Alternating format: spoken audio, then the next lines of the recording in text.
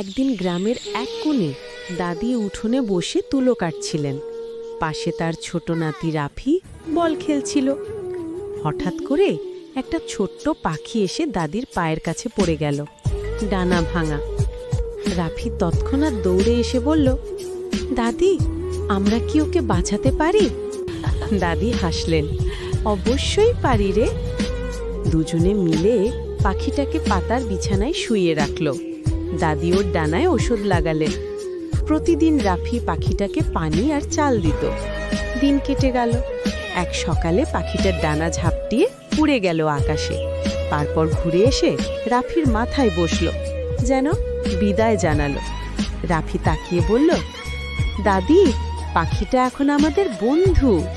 দাদি হেসে বললেন, হ্যাঁ রে, ভালোবাসা দিলে সবাই বন্ধু হয়, এমনকি একটা ছোট্ট পাখিও।